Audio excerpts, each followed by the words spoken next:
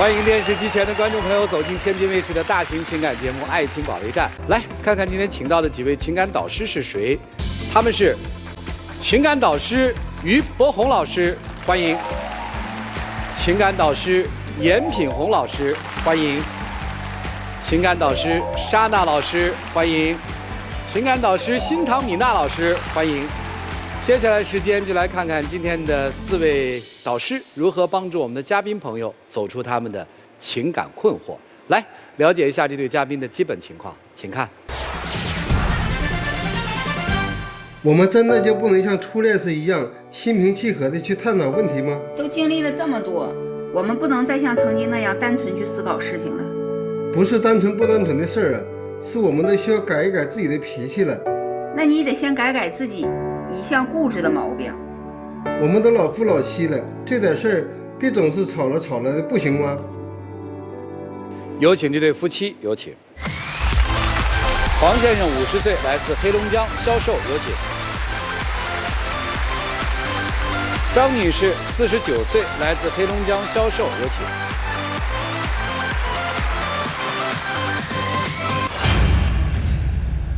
欢迎两位哈。结婚22年吧？22年了。当时结婚的时候是家人反对，非要嫁是吧？对，我父母不同意。我俩最开始那个认识的时候吧，是在同学聚会上认识的嘛。我也属于就是那个颜值控，就是见着吧他长得挺帅的，再有说文凭方面呢我也挺相中的，所以说当时吧就算是一见钟情啊。但是跟他在一起吧，就是生活了这22年，这矛盾也很多。那今天来到底要干嘛呢？我俩就是这些理念不同啊，观念不同啊，是吧？我就先帮我调解一下。咱们就先说有哪些不同吧。第一个就是我们俩的消费观念不一样。我家财政大权呢，基本也说是他就是在我这儿，他这一点还是比较不错的。我就觉得我俩已经这个年龄了，是吧？我就想把就是自己的保险啥的呢多买一些，因为毕竟我俩就一个儿子。那你说这也就怕给孩子压力太大嘛，是吧？我寻思把那个重大疾病啊，是吧？反正我买了好几家，我就觉得这样的话吧，以后就是我孩子呢没那么大压力。没想到呢，他就不同意。为啥不同意啊？他3回都是在保险公司上班，那时候我们卖房子搞销售的，3年前嘛，我们那房产销售确实挺赚的很多钱。结果这3个同学呢，隔三差五就给他打电话，天天约他去上外边去那个消费去应酬去。完，结果一拿回来很多的单儿，就这个保险那个保险。其实我们保险已经买了很多了，那时候累计起来1年，基本上得消费这个7、8万。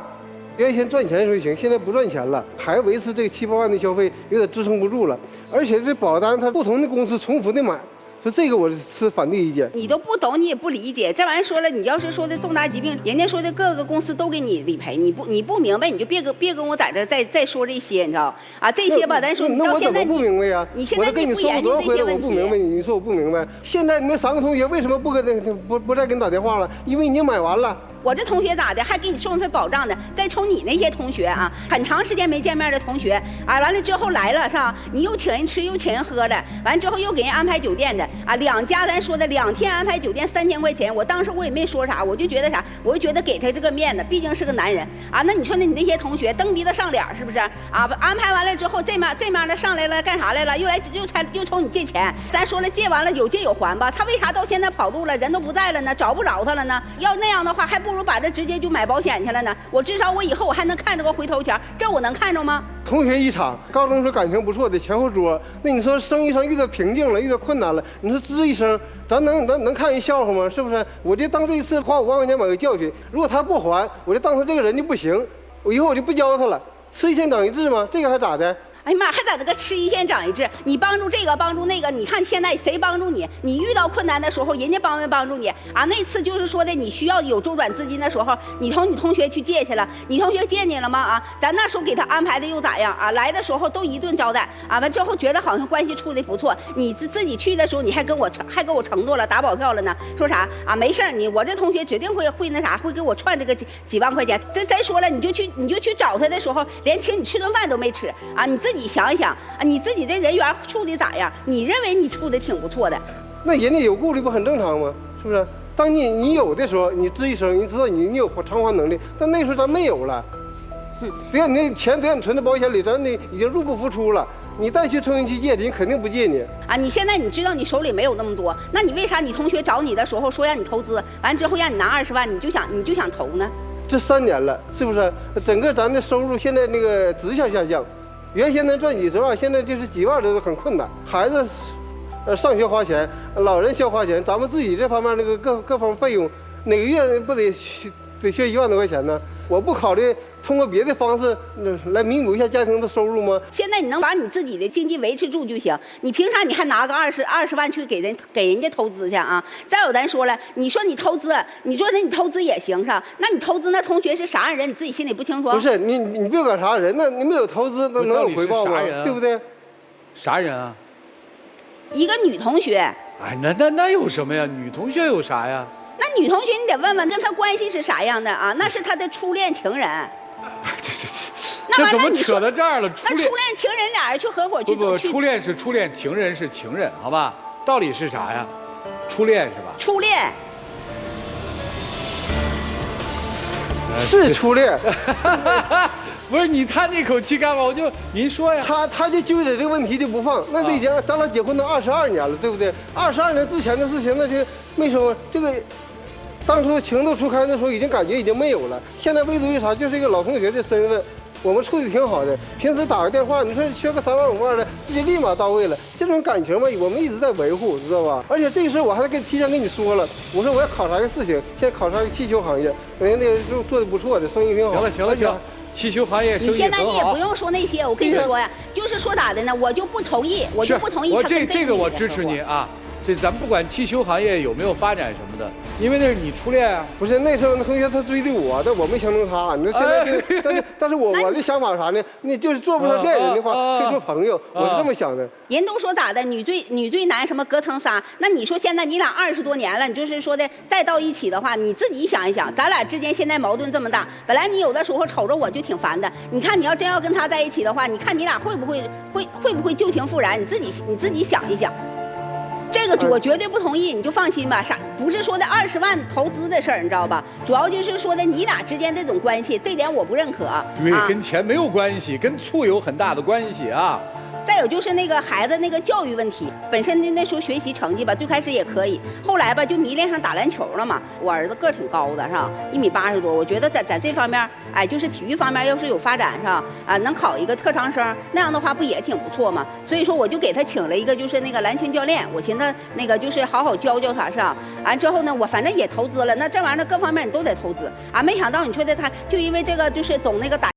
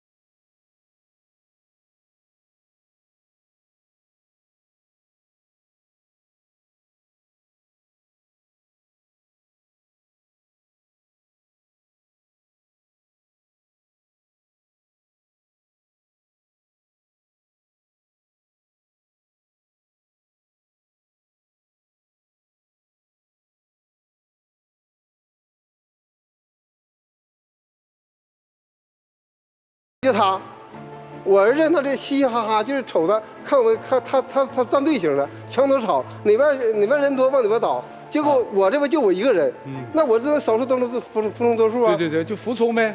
那服从是好了，但是现在把孩子毁了。如果要是按我预想的话，孩子最低只考个一本985或者211啊。哎呀，算了吧。哎呀，这孩子随他去嘛，较什么劲儿啊？这事儿也改变不了了，还吵他干嘛？听明白了，这也不合，还有啥不合的？再你看我俩结。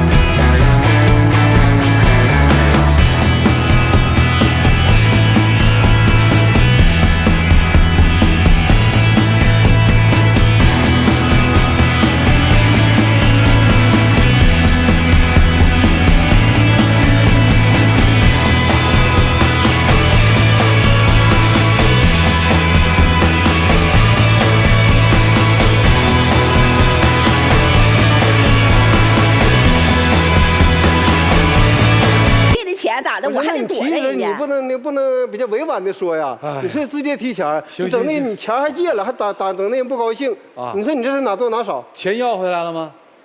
是的要回来了，但是要回来这个感情也断了，把关系整伤了。行，这事儿咱也过，听明白了？你看，夫妻之间这么多沟沟坎坎，这22年过的，这就没了吧？不，还有呢。这还有，这是咱说了，你说光说借钱这个问题吧，咱说了也就那么样了，是吧？你说兄弟姐妹5个人，父母这个赡养这个问题，是吧？就说的他是老大，长子男孩的啊，多拿点。当时我也没说啥，我说的反正孝敬父母也是应该的，那咱就拿呗。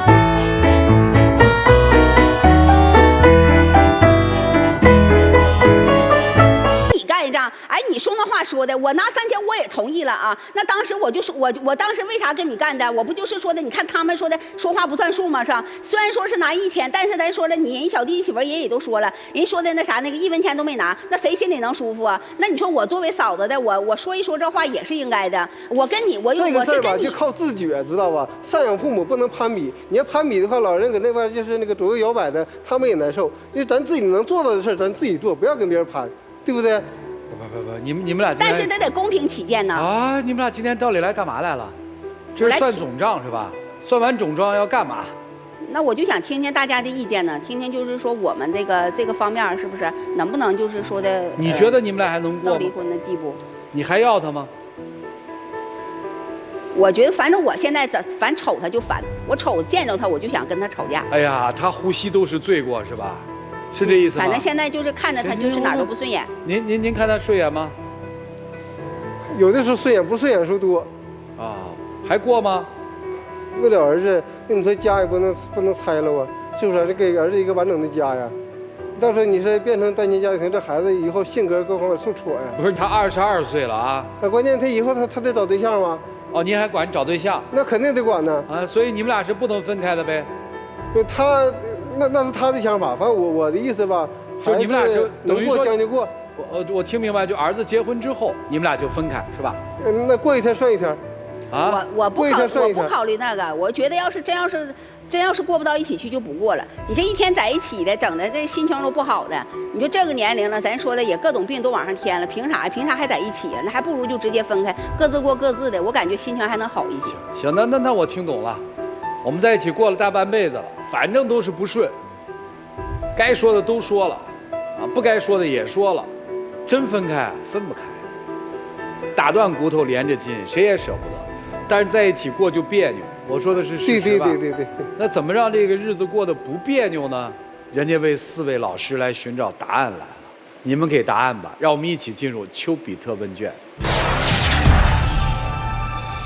本该过得好好的日子，却被你们过得一地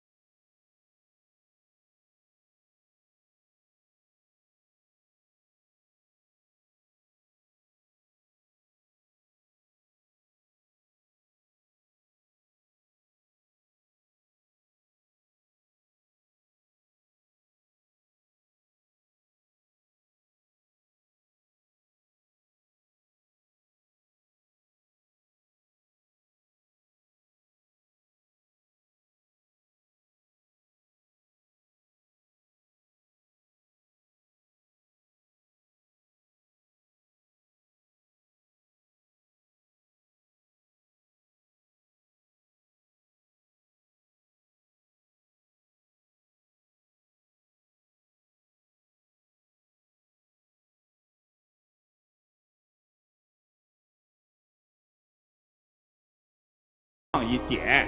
我们该缴械投降的就缴械投降了，缴械投降了也就雨过天晴了，日子就过得安稳了，你明白吗？来，严老师，你呀，先生，有点开始嘚瑟了，有点放飞了。婚姻20多年了。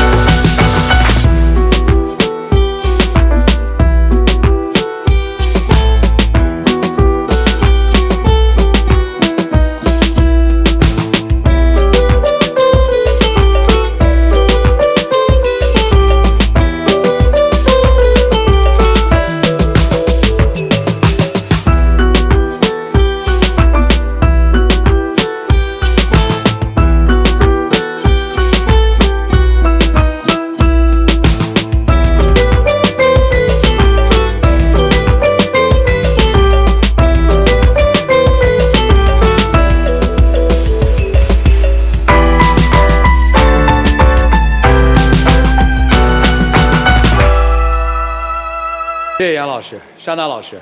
其实你们俩现在的这个生活，就非常好的诠释了什么叫做婚姻，就是这些一地鸡毛。但是为什么有的夫妻就能把这些事儿都处理得很好，有的夫妻就过到最后处理不了这些事儿呢？很重要的一点，当两个人啊都开始活自己的时候，这些事儿就处理不了了。说白了就是，夫妻之间应该要有一些敬畏的心理，夫妻之间应该要看一些对方的眼色行事。说白了就是我们要相互尊重对方。你们现在就是开始各自活各自的了嘛，我怎么高兴我怎么来，我管你什么呀？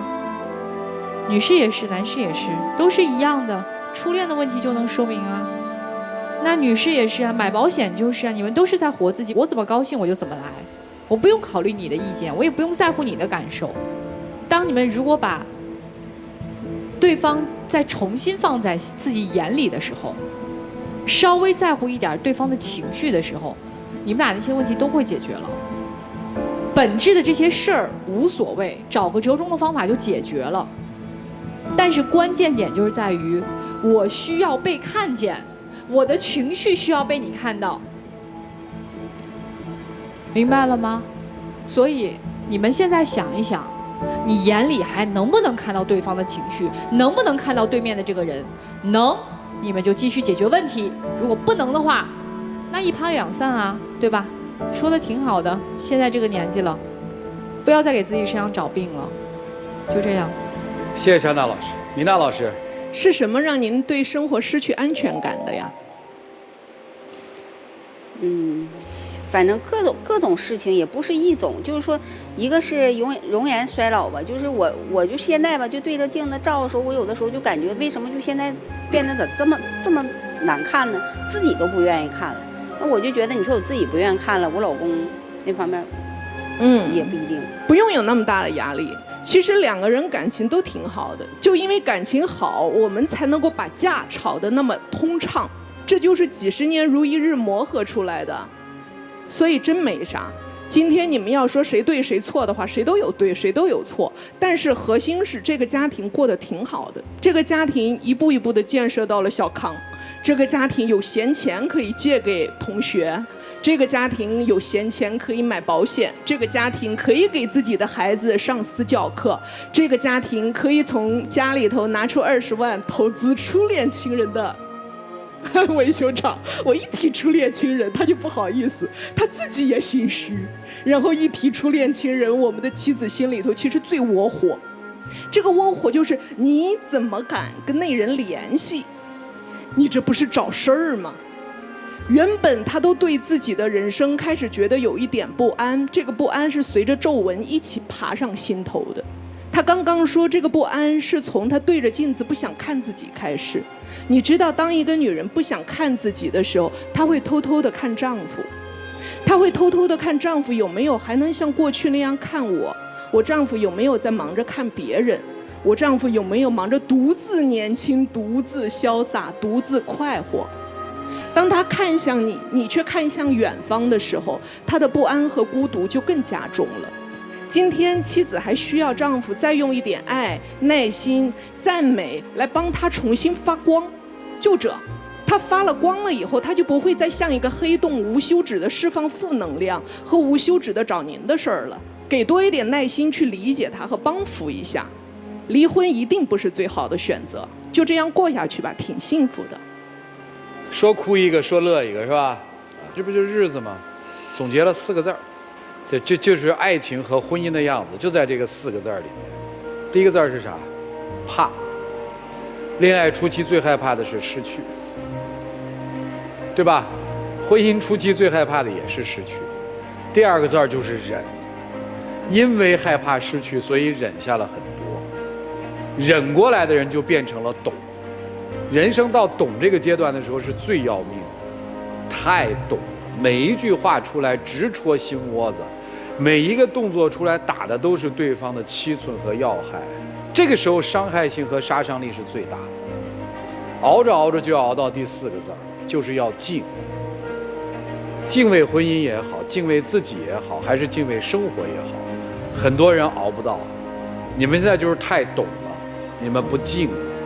这个其实是夫妻之间最可怕的，因为懂，所以我每一个动作出来都你伤你至深，最后就变成了彼此成了讨厌的人了。我说的对吧？你真想伤他吗？伤他的目的是什么呀？你伤了他，你自己好过吗？你伤了他，你自己好过吗？那就让自己好过一点，敬畏自己嘛，爱惜自己嘛，好好过日子。一起进入真情60秒。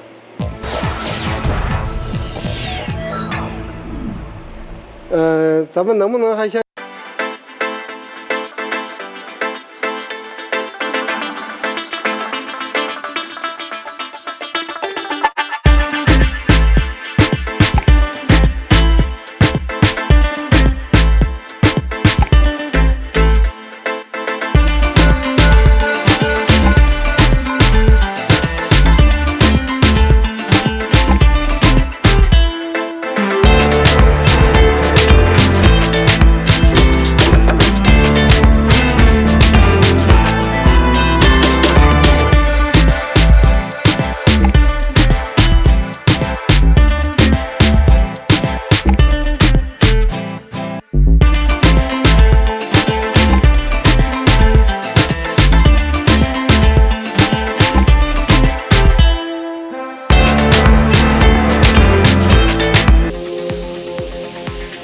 电视机前的观众朋友，欢迎通过京悦 APP 添加 IPTV 网络电视万事达手机客户端收看本期的节目内容。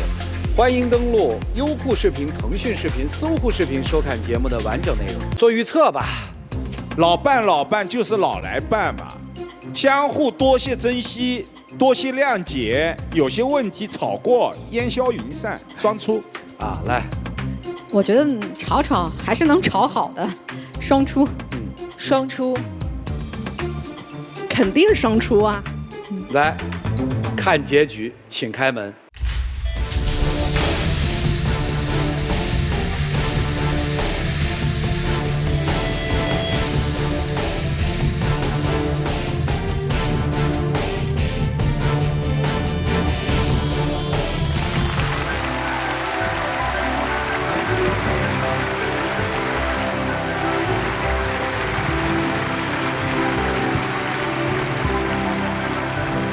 来吧。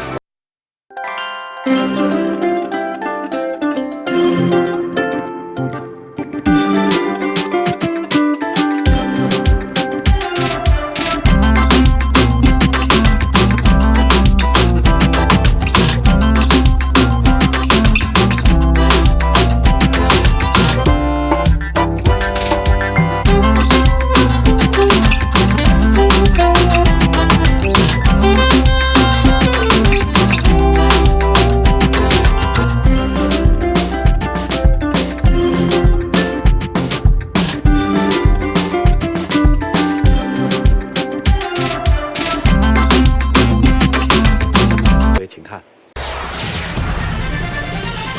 我也不想和他争吵，但是他太粘人了。我也不想和他争吵，但是他太要强了。跟你说了多少次，我需要空间。你能不能多给我一些安全感，不要再和我吵了。我很爱你，但我不知道我们还要再磨合多久。我也想要我们有一个可以共同奔赴的未来。有请这对情侣，有请。小陈25岁，来自湖南职员，有请。小谢23岁，来自浙江职员，有请。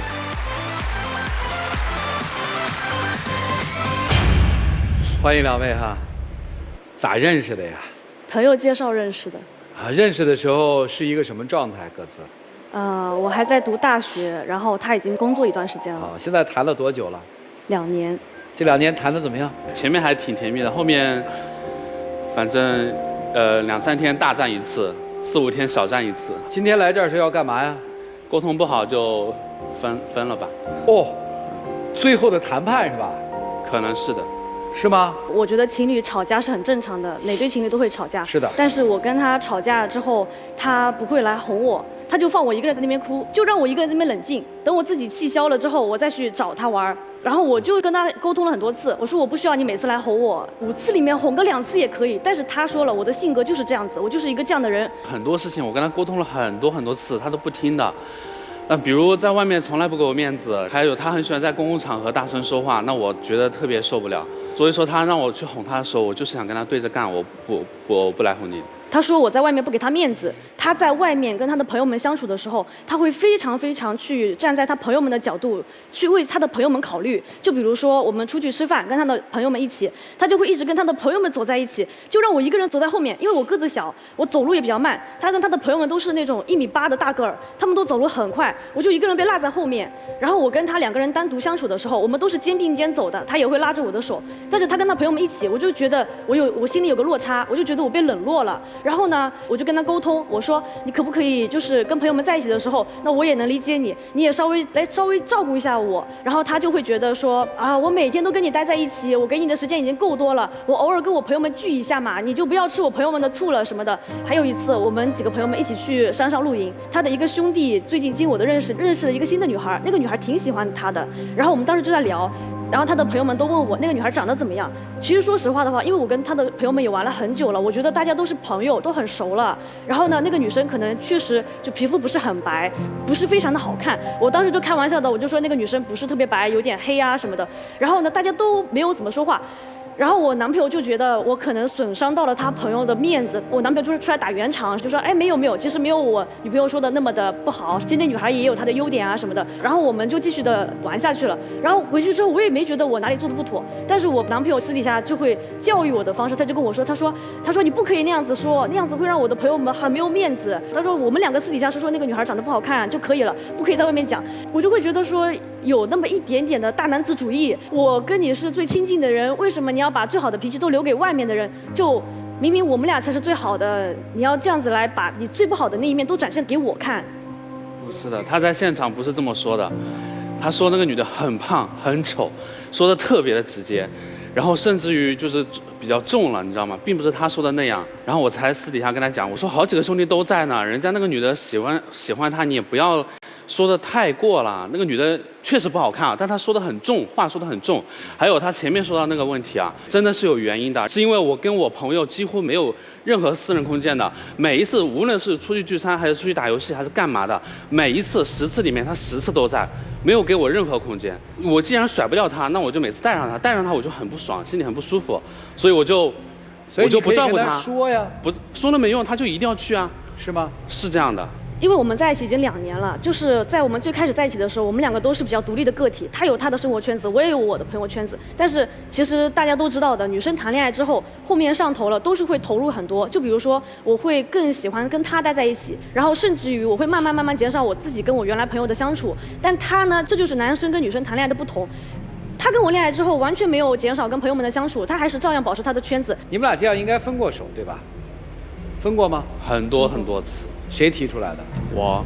是他提出来的，我们分手都是他提的。理由是相处模式越来越畸形了。分手之后怎么又好了呢？可能距离产生美吧，分开了之后，就是心里的那种吵架的伤痛就慢慢淡下去了，我们就开始怀念起对方的好，就觉得突然间少了对方也很不习惯，然后后面就和好了。谁提的复合？我去找他的。其实，在我们没在一起之前，我跟他都是属于性格很要强的人，就是从来不低头。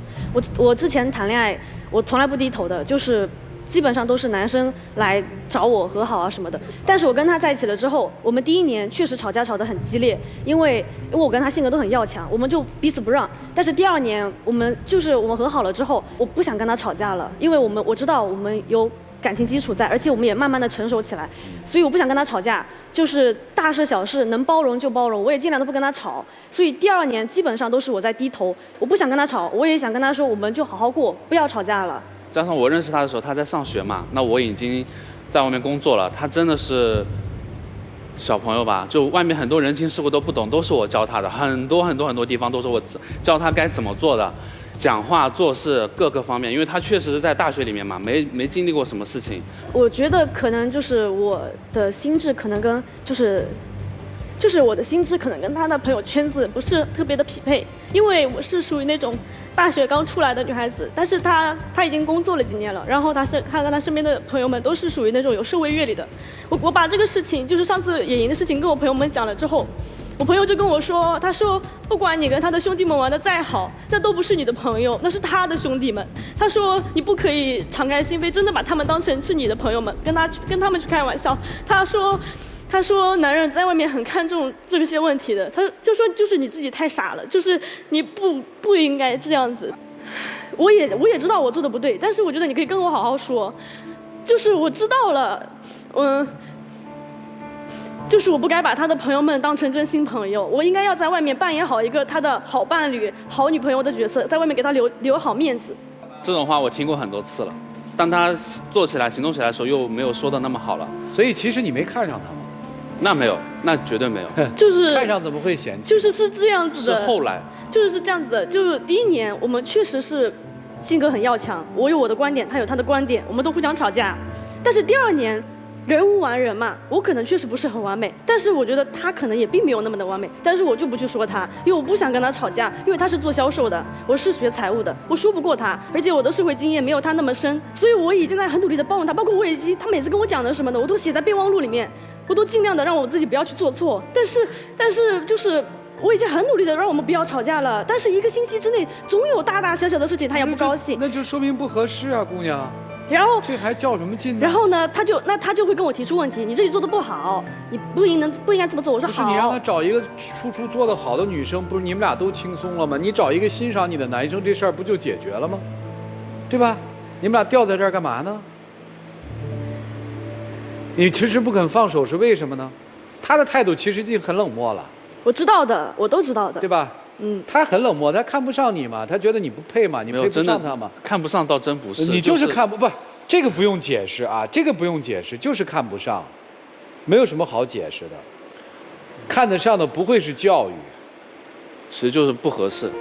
其实到后面，就包括我们谈到现在已经2年了，2年了。其实谈到后面的时候，其实我自己心里都是很清楚的，就是因为我到后面的感觉就是。我已经很努力的去做了，但是人的性格可能就是生好的嘛，没有那么快的能改变。我也并不能说我想要去改就能每一次都能不出错，就能马上去改掉它。但是我还是会出错，可能我自己也认为我做对的方式，他还是认为不是很完美。这就是你现在最糟糕的状态，就这个恋爱最糟糕的就在这儿。你老否定自己，你现在说的最多的就是我出错，我出错，我出错。朋友交往，个人的这个交往方式，它不一定是对的呀。你可以不喜欢他，你不能这么折腾他，你知道吧？事实是他在折腾我，所以我才会这么冷漠。你想过吗？他折腾你受不了，你可以跑，跑不掉啊，他一直。你的意思就是因为甩不掉，所以今天你来这儿甩他是吗？试图吧。啊，你就直接说就好了嘛。那么粘人啊？我们最开始的时候，我确实是挺粘人的，但是我们现在已经谈不上粘人了。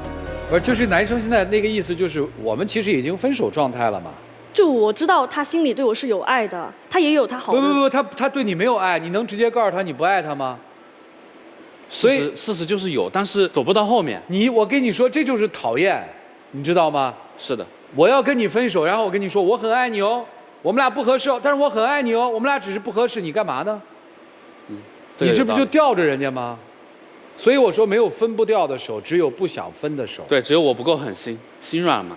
很多跟心软没有关系，你没有发现问题的所在。来，姑娘，你告诉我你喜欢他什么？就为什么离不开这个男生？就是最开始的时候跟他认识是机缘巧合之下、缘分之下就认识了，然后那个时候谈恋爱，我们没有想着就一定要奔着有个结果去的，然后那个时候就是觉得说大家在一起挺开心的，刚开始的时候，后面谈着谈着可能就会想着说，要不要朝结婚的方向走啊什么的，再到现在你问我说我喜欢他什么，我觉得说我已经很习惯他了，就是我现在的我完全就是。身上有他的影子，就是我的一言一行，我都会想着都是他跟我说要这么做的。然后呢，被改造了。然后呢，就是我很习惯他，我也很依赖他。就是我感觉其实我感觉我对他。好，你直接说你离不开他，好吧？我感觉我对他就是亲情，家人一样的亲情，就是。不是家人也有去世的时候。就是他受伤的时候，我会很难过。不是我说的都是实话啊。然后呢，家人都有去世的时候啊，你不用自己沉溺在那个情绪当中。请你回应我，亲人是不是也有离开的那一天？是的。好吧。是的。你能不能直面说这个男孩我离不开他？确实离不开。确实离不开。对。OK， 好，这就是你所谓说的你分不掉，对吧？他缠着你是吧？是的。那你说你的真实感受，你对这女孩是怎么样的吗？你爱她什么嘛？你不是说心里有爱吗？爱她什么？爱她对我忠诚，就是对爱情忠诚，不会像我身边某些。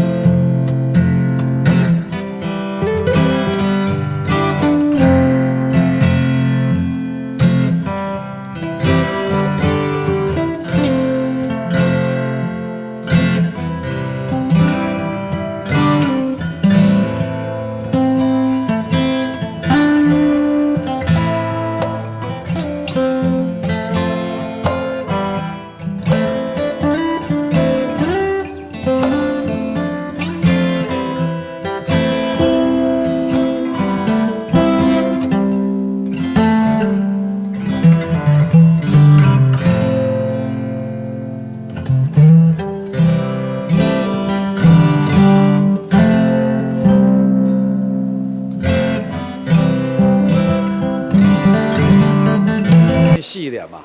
你老回避问题，我就把问题问细一点吧。你出去玩的时候，我可不可以跟我的好朋友出去玩？完全可以，我让他去他都不去，他就是要跟着我。哦，确定哈？非常确定，非常确定，我也可以去玩，是吧？嗯，你怎么玩，我也可以怎么玩，是吧？对，是吧？对，我们的关系是一个开放状态，是吧？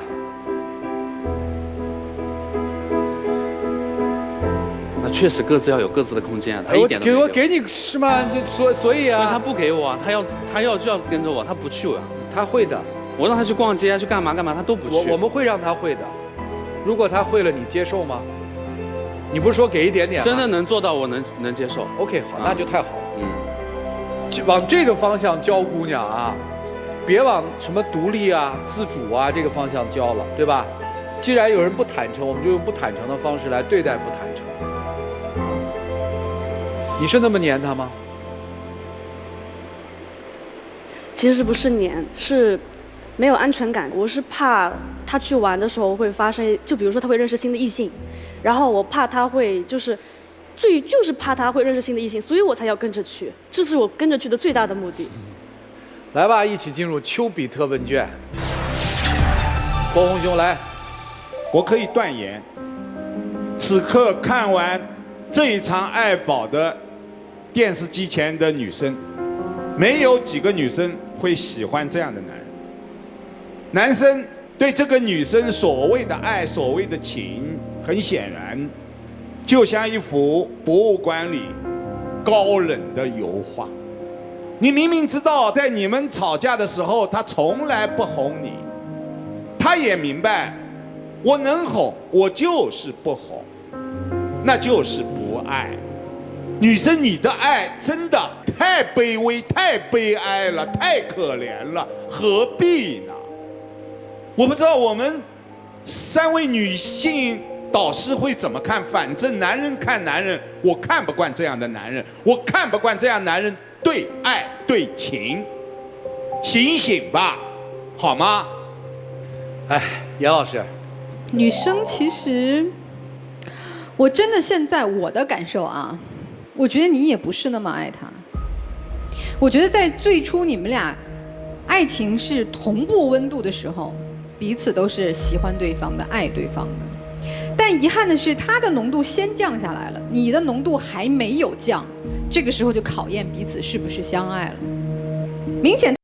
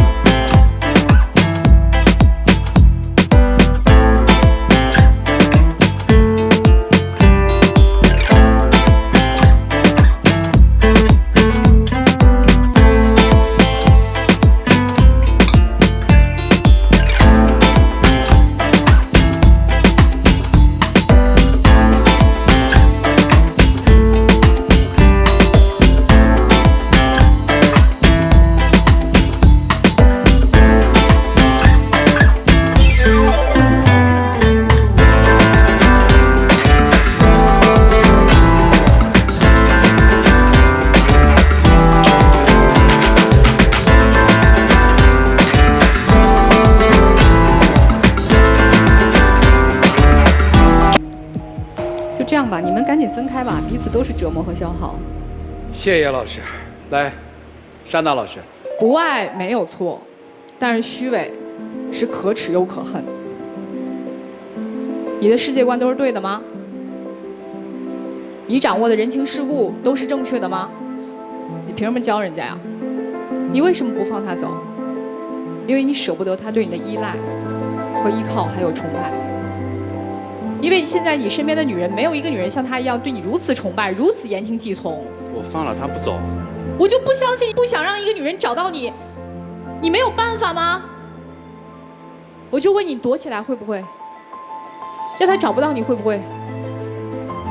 那你想过他会做其他的事情吗？做什么事情跟你有什么关系？找不到我可以找到其他人啊。找到其他人跟你有什么关系？我的家人跟我没关系吗？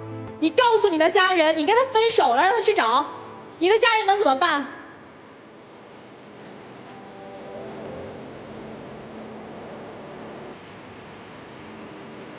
太片面了。姑娘，我告诉你啊，我知道现在强迫你分是分不掉了，但是我告诉你，未来你要面对什么样的生活？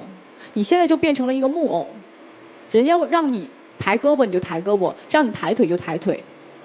但是姑娘，如果你愿意变成木偶，愿意受他牵制的话，麻烦你给人家自由好吗？我告诉你，这个男人不会对你忠心的。你以为看住他，他不会跟别的女人怎么样吗？越被看的男人越喜欢偷腥。你现在只不过是在掩耳盗铃而已，你在自己骗自己而已。你觉得我把他看住了，他不会跟别的女人怎么样了，我就能留在他的身边了。其实你是被他操控的木偶。他现在痛苦的是没有办法把你甩掉，但是不甩掉你不影响人家怎么样，你明白吗？只不过就是费点事儿，需要一些谎言哄哄你、骗骗你，但是在另外的时间之内，